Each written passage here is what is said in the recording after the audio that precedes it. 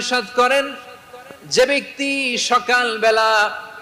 3 বার তেলাওয়াত করবে আউযু বিল্লাহিস সামিউল আলিম মিনাশ শাইতানির রাজিম, এরপরে সূরা হাশরের শেষ 3টি আয়াত তেলাওয়াত করবে, রব্বুল আলামিন ওই ব্যক্তির জন্য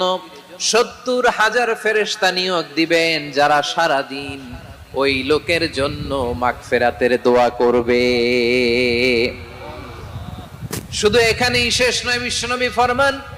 ওয়া ইন মাতা ফি যালিকাল ইয়াউমি মাতা শাহীদান, ওই দিন যদি ওই ব্যক্তিটা ইন্তেকাল করে সে শহীদ হয়ে কিয়ামতের দিন আল্লাহর সামনে দাঁড়াবে। সকালবেলা যদি পড়েন 3 বার আউযু বিল্লাহিস সামিউল আলিম মিনাশ শাইতানির রাজিম 3 বার পড়ে সূরা হাশরের শেষ 3 আয়াত যদি তেলাওয়াত করেন, তাহলে আপনার জন্য আল্লাহ তাআলা 70,000 ফেরেশতা নিয়োগ করবে। সারা দিন তারা আপনার জন্য মাগফিরাত